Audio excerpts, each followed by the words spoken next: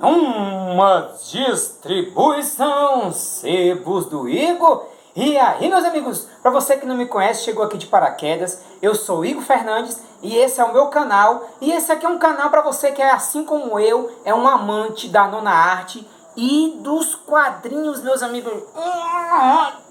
Deixa eu pegar aqui com o gol de gás.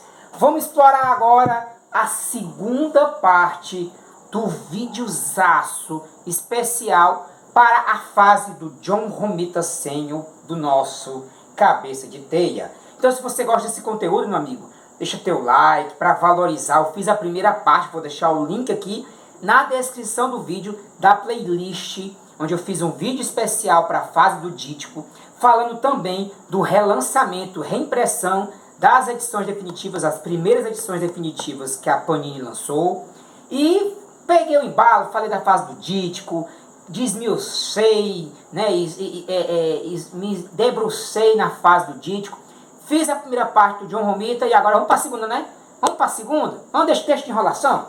Vamos aqui desbravar essas edições, vamos desbravar essa fase medonha.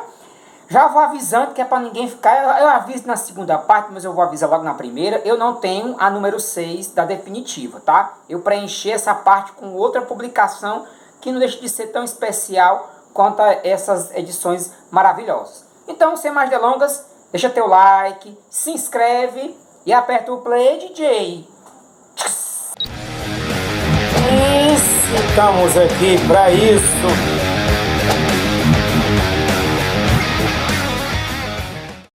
Então bora lá, meu povo, vamos lá meter bala no espinhaço desse Homem-Aranha que já começa na número 5 aqui, que é essa segunda parte do meu vídeo aqui no canal, né? Primeiramente é uma edição que ela tem um diferencial, né? Todas as edições dessa coleção definitiva vem com um vernizinho aqui nessa parte.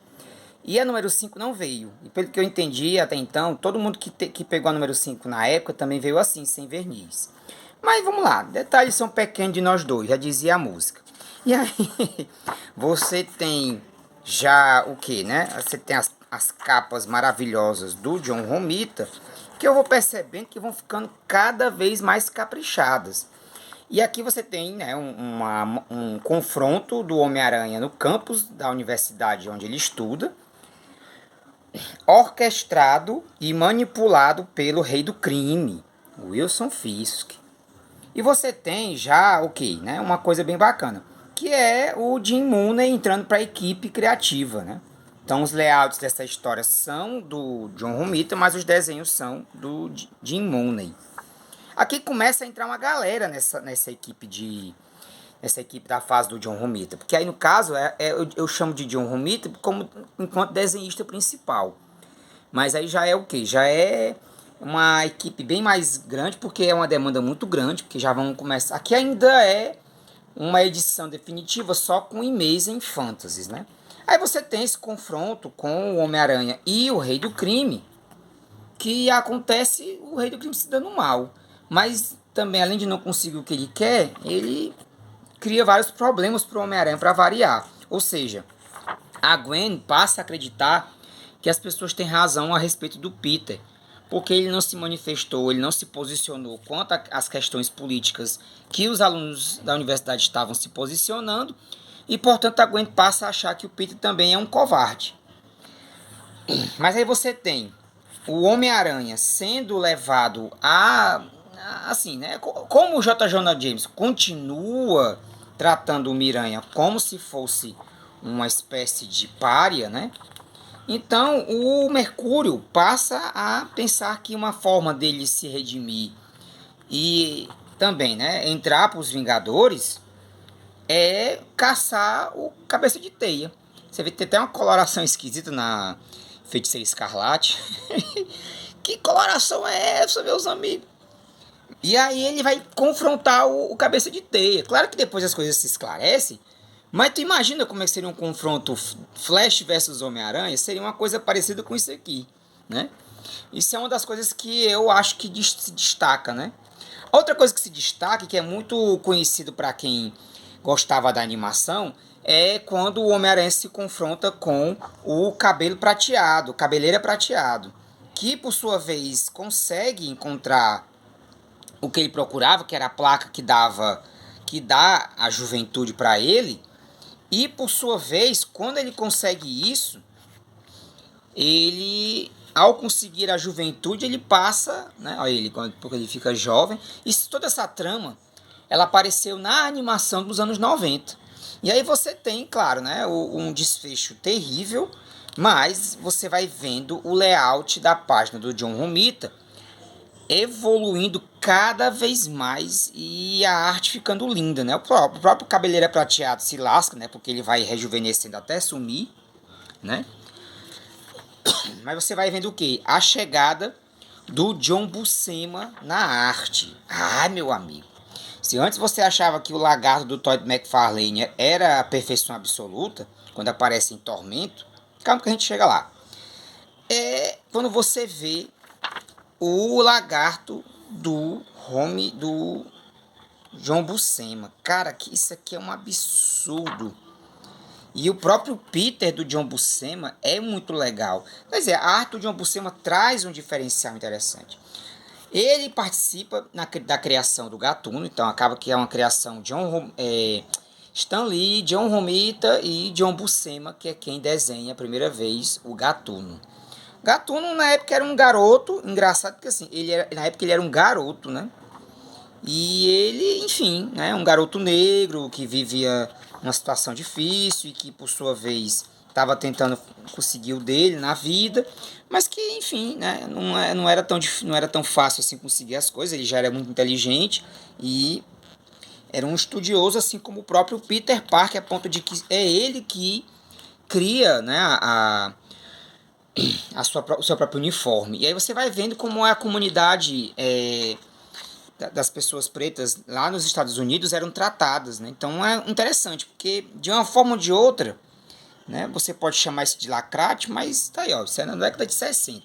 Também tem o caso, né, do Peter confundir as coisas e o tempo todo, e aí nesse caso aqui ele achar que a Gwen tá traindo ele com o Flash, quando na verdade a Gwen tá começando a desconfiar desses sumiços do Peter e quer tentar entender, e aí por isso procura o Flash, que é a pessoa que conhece o Peter há mais tempo, e o Peter dá um deslize, né? Ele distraído, dá um golpe lá nos ladrões. Arrombou-se, viado. Arrombou-se, infeliz. Pois é, porque a verdade é essa, né? O fato é que o Peter, depois que se deu conta, teve que fugir. Por Deus que o cara que tava lá em cima não viu. Que na verdade quem é, né? É o nosso garoto aqui, que é o Bobby Brown. O Robbie Brown, né? Aí beleza, né? A gente tem esse confronto do Gatuno. E o Gatuno, ele depois é ajudado pelo próprio Aranha, né? Bem bacana, cara. Bem bacana. Depois você vai ter o quê? Você vai ter o Flash contando pro Peter, finalmente, né? Antes de rolar uma peia entre os dois, né? Porque o Peter acha que o Flash tá ficando com a Gwen, eles namorando. Até aqui você não vê nem beijo deles dois, viu? Por isso que é meio confuso se eles estão namorando ou não, mas eles estão namorando. Ó, você vê, ó, é só isso aqui, não tem um beijo medonho. Você só vai ver mesmo com a Mary Jane. Ou seja, a Marvel não gostava da Gwen, né, mano? Beleza, aí o Flash conta pro Peter o que aconteceu lá nos cantos medonhos que ele tava, né? Porque querendo ou não, é isso, né? Cadê? Onde é que tava? Já foi passar, foi? Acho que eu passei, ó. Que é, eu deixei marcado, depois passei. Que é quando o Flash conta como é que foi lá no exército, aquela coisa toda. Acho que nem aqui não, acho que eu tô me confundindo. Porque assim, tem alguns causos. Assim, tem muito inimigo, ó, esse daqui que é o canguru, né? O canguru, ele é um inimigo muito bestinha. A única coisa que é interessante é a própria briga deles mesmo. Mas, no fim da verdade, não é aquela coisa, sabe? Ponto alto aqui no fim dessa edição é o surgimento do novo visual da Viúva Negra, que até então era assim e passou a vestir um novo uniforme, porque até então ela passou a se tornar uma personagem do bem. E para instigar a galera a ler a própria revista da Viúva Negra, eles botam ela para lutar com o Homem-Aranha, né? Viúva Negra, Homem-Aranha, enfim, né? Você entendeu. E aí ela tem umas coisas bem parecidas com o Homem-Aranha e tal. Tem uma cara meu estilo, meu Mary Jane. Acho que até pra galera ficar vislumbrando a possibilidade de como seria a Mary Jane sendo uma super heroína. Não sei. Tô aqui criando teoria. Faz sentido? Não necessariamente. Aí você tem uma história que já saiu em publicação da Marvel Teen, ou é Marvel Teen, né? Que é essa história de... que era uma edição especial que mostrava várias histórias onde a identidade do Peter Parker ficava em risco. E essa é uma delas, né? Assim, não é essa coisa toda, mas você fica com um certo medinho, porque assim, o cara simplesmente faz isso aqui, ele chega na porta lá da casa do Capitão Stacy e da casa da Gwen e diz, olha, eu sou o Homem-Aranha, ele tá lá meio gripado e delirando de febre, mas no fim das contas ele se recupera e cria uma estratagema onde o Peter Parker está junto com todos e o Homem-Aranha está, segundo a estratagema, o Homem-Aranha está chantageando o Peter a dividir os lucros das fotografias. Mas, na verdade, quem era que estava vestido de Homem-Aranha era o Robbie Brown, o Gatuno, que, enfim, né, prestou esse favor ao Homem-Aranha, mesmo sem saber quem ele é. Aí, assim, eu tenho um buraco na coleção, já falei isso aqui algumas vezes, né, que eu não tenho a número 6. A número 6 ficou escassa devido a vários problemas, defeitos de português, de ortografia, de editorial. E ela é uma edição que é muito conhecida, principalmente por ser aonde você vai encontrar a morte do Capitão Stacy, o surgimento do Morbius, que é o vampiro, né?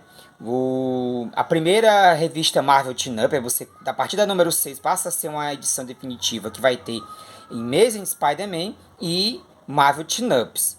Você vai ter também a primeira vez que o Peter termina com a Gwen vai lá pra Inglaterra. Aí tem aquela história lá que fizeram um retcon lá que o Norman Osborn faz uma cortesia pra Gwen Stacy. E aí surge lá aqueles filhos lá, mas depois isso aí foi desfeito também. E, dentre outras coisas, o Homem-Aranha de 6 braços, né? Mas o mais importante é esse aqui, que é o que eu vou mostrar pra vocês agora, que é, entrando na equipe, o Gil Kane, com a arte final do John Romita, onde, no confronto com o Octopus, o Aranha acaba, né, enfim, ficando numa situação difícil. E esse confronto nos coloca a par de que quando não se tem um certo controle desses confrontos, consequências graves podem surgir. Dentre elas é que a própria luta com o Octopus cria uma circunstância onde a destruição dessa batalha vira uma consequência muito grave, que é quando os destroços da batalha vão cair em cima desse pequenininho aqui. E o Capitão Stacy, que até então usa bengala, ele corre, que é uma beleza, mas não conseguiu. Ele salvou o menino, mas não se salvou. E a gente descobre que o Capitão Stacy sempre soube que o Homem-Aranha era o Peter Parker. Mas isso aqui faz sentido, sabe por quê? Porque a gente vai acompanhando ao longo das histórias anteriores todo esse processo de desconfiança dele, junto com o Robson, lá do Clarim Diário, que é o editor-chefe lá do JJ Jameson. Puta que pariu, é muito J. E aí, claro, né, com a morte do Capitão Stacy, o Homem-Aranha, o Peter não pode mais contar pra Gwen que ele é o Homem-Aranha, né? Porque ela odeia o Homem-Aranha, e pra ela, e pra todo mundo, o Homem-Aranha é o causador da morte do Capitão Stacy. Essa morte, ela reverbera muito. Eu tenho até a impressão de que ela reverbera até mais do que a própria morte da Gwen Stacy depois.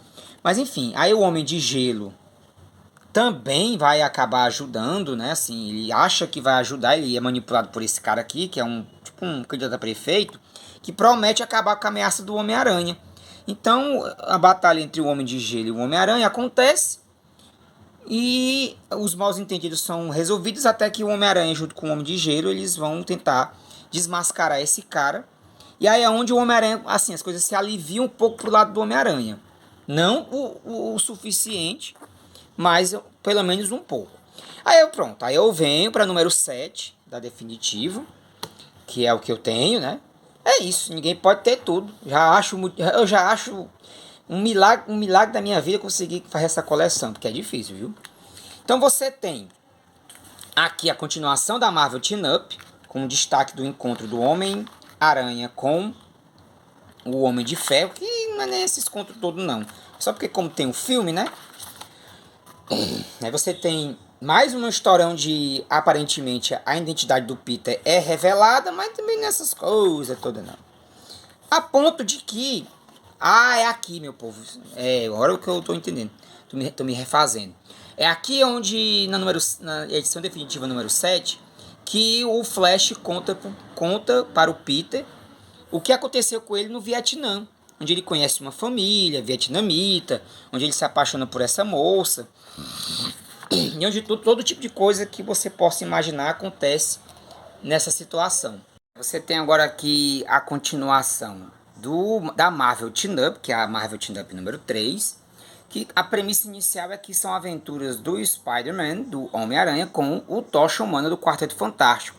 Aí aqui você tem a volta do Morbius, que tinha sumido na Amazing Fantasy anterior. E assim, é uma história legal para quem, infelizmente, assim como eu, pulou a número 6 pela escassez e irresponsabilidade da Panini. Porque é irresponsabilidade. A pessoa lança uma edição cheia de erro ortográfico e não lança uma reimpressão logo. Tem que esperar agora as primeiras reimpressões. Ainda bem que vai ter, né? Enfim. Aí você tem a Marvel Team Up número 4, que já é um crossover do Homem-Aranha com os X-Men. É porque o Homem-Aranha... O que é a Marvel Team Up? É o Homem-Aranha que tava vendendo pra caramba. E para fazer as outras revistas venderem, fizeram uma revista pro Homem-Aranha lutar e fazer crossover com toda a Marvel. Simples assim, né?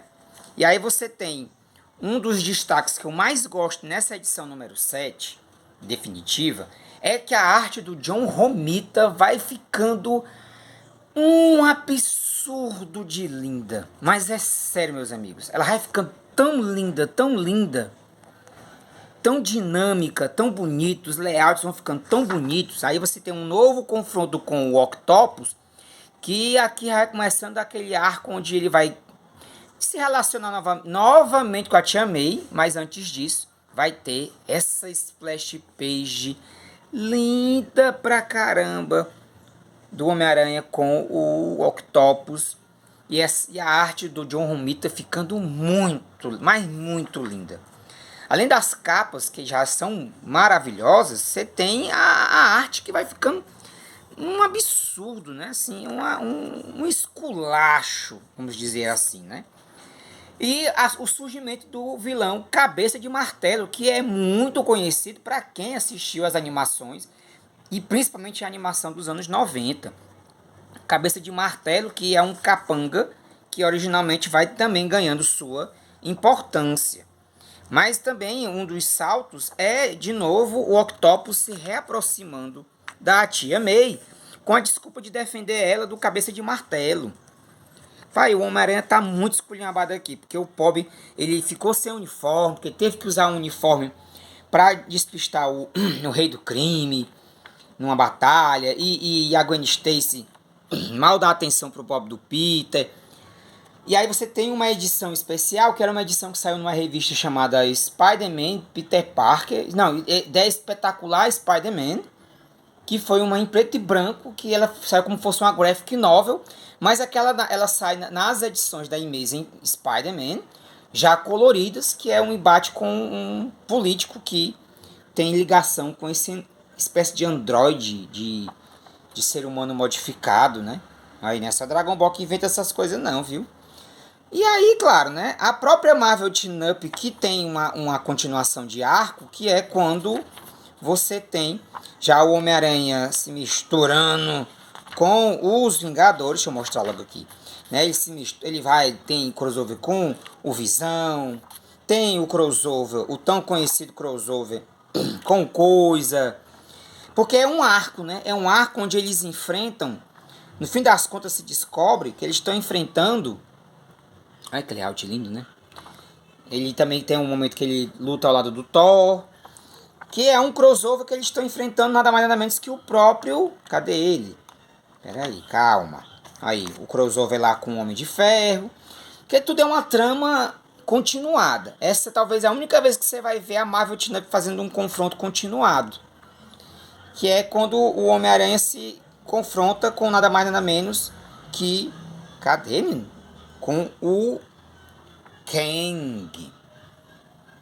E é legal. Não é aquela coisa. É porque assim, ó, você tá ali acostumado e embalado pelas Amazing Spider-Man. Aí quando aparece a Marvel Team Up, dá uma certa preguiça. Eu não vou mentir pra vocês, né? Dá uma preguiça. Aí a última história, ou as últimas histórias para encerrar o run do John Romita é aqui na edição definitiva, volume 8. Que aí você vai ter uma história muito bem desenhada do Homem-Aranha confrontando com o Hulk, que já saiu uma edição especial pela editora Ebal, que juntava as histórias, que é mais de uma, né? Então eles faziam isso. Peter Parker vai tentar visitar a Tia May, que tá morando com o Octopus, se relacionando com o Octopus. Rapaz, isso é muito louco, mano. É muito louco. O John Romita deixou esse pepino aí pro Jenny Conway. E ele sabe muito bem o que ele vai fazer com isso. E eu vou lhe contar pra vocês quando for o próximo vídeo de cronologia do Cabeça de Teia. E aí, beleza. O confronto com o Hulk é maravilhoso, né? Porque é um confronto que acontece numa represa, onde o Hulk é perseguido pelo exército. E o Tails tem que, além de lidar com o Hulk, tem que lidar com a represa sendo destruída e inundando acho que é uma cidade, um vilarejo que tem lá perto. Claro, como é que o Homem-Aranha vai enfrentar o Hulk? Né? Quer dizer, olha aí, coisa linda, essa splash page maravilhosa, que já fecha com chave de ouro a participação do John Romita. Só que assim, é o que ele desenhou mesmo foi só essa. Que aí depois a última que fecha esse arco da batalha da batalha com o Hulk já é outro desenhista, se não me engano. Eu acho que é o Gil Kane. Pera aí, deixa eu ver aqui. Colorista, assistente. Aí, ó. Aí a história e a arte é de Jerry Conway e Gil Kane. E a arte finalizada por John Romita. Aqui o que acontece? O John Romita, daqui ele já vai para onde? Ele vai para as tiras de jornal. E é aí onde a gente vai continuar no próximo vídeo. Que aí depois, enfim, eu ainda antes de mostrar a nova fase com Jenny Conway, onde nós temos a emblemática morte de Gwen Stacy, eu quero mostrar para vocês a número 1 das tirinhas de jornal, tá certo? E aí a gente fecha com chave de ouro a fase John Romita Sr. com o Cabeça de Teia, tá certo? Então muito obrigado a você que veio até o final do vídeo. Fique com Deus, tenha uma ótima semana e até a próxima, tia.